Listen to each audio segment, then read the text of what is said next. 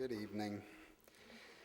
I first want to acknowledge my fellow judges, Philip Roth, who's here tonight in the dark, and Joan Acachella, who composed the statement that I'm going to read, because I always have to acknowledge whoever wrote something. Here goes. It's fitting that an award established in honor of Saul Bellow should be given to Don DeLillo. Bellow was old enough to be DeLillo's father, but literary material doesn't go away so fast. Both men deal with American life in the mid to late 20th century after World War II, and with the dark knowledge we acquired therein. In DeLillo, though, because of his later place in time, the knowledge is graver and crazier. Two forces loom over his book Underworld, the H-bomb and garbage, and much of that garbage is nuclear waste. Toxic detritus also figures prominently in White Noise, and of course there's an important explosion in Libra. That's a lot of what DeLillo thinks of our way of life, that it is expensive, dangerous, and very strange. The strangeness creeps into Underworld gradually. First we get realism, the stoop culture of the South Bronx in the 50s with its hopscotch and veal chops and whittled old women. We see Sister Alma Edgar, who teaches 6th grade and smells of carbolic soap. Then comes the non-realism, the hallucination conjured in DeLillo's brain by our recent history, and the astonishing linguistic performance that this unleashes. After Sister Edgar dies at the end of the book, she seems to be on her way to heaven, but she gets caught in the internet where she's watched by a teenager sitting in front of his computer. As he goes from link to link, dragging the nun with him, he hits the homepage for the H-bomb, and Sister Edgar witnesses this explosion. She stands in the flash and feels the power. She sees the spray plume. She sees the fireball climbing the superheated sphere of burning gas that can blind a person with its beauty, its dripping Christ blood colors, solar golds and reds.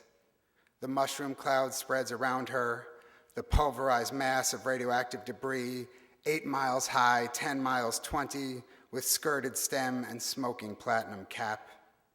The jewels roll out of her eyes and she sees God. No, wait, sorry. It's a Soviet bomb she sees, the largest yield in history, a device exploded above the Atlantic Ocean in 1961, preserved in the computer that helped build it. It is for that combination of terror and comedy and sheer song that everyone wants to give Don DeLillo an award. Tonight, it's our turn.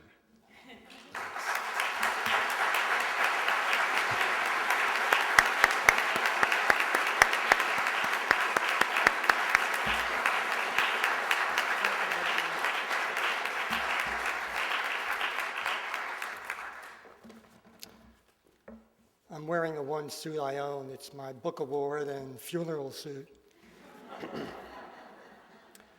Sometimes these occasions can seem indistinguishable.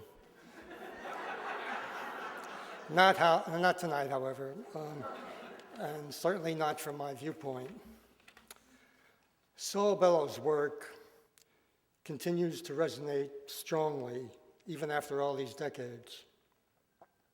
The rich, invigorating language of his fiction, the breadth and range of that American voice, and the noise his characters made, ideas bouncing around in their heads, pouring off their tongues.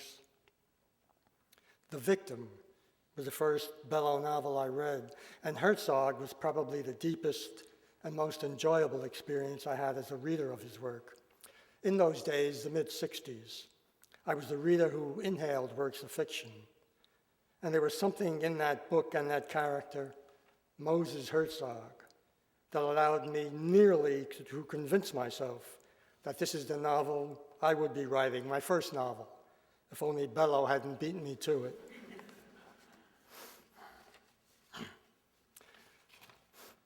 That was the year of Herzog, when I met the other writer associated at the time with the city of Chicago. This was Nelson Algren, who generously offered to read some of my short fiction and who occasionally delivered arias of writerly complaint on various subjects, money, women, publishing business, and so on.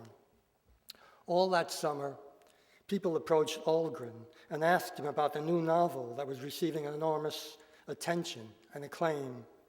This, of course, was Herzog, and Nelson's answer never varied. The only Herzog he knew was Buck Herzog, played second base for the Cubs in the 1920s.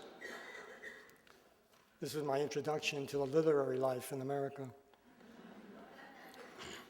I never met Saul Bellow, but we exchanged a couple of letters late in his career, and it was strange to me still that I might be receiving warm words from a writer whose work had enlarged my perceptions of the world and of contemporary fiction, and how remarkable it seems this evening that I might be standing here to receive an award that bears Saul Bellow's name. Thank you.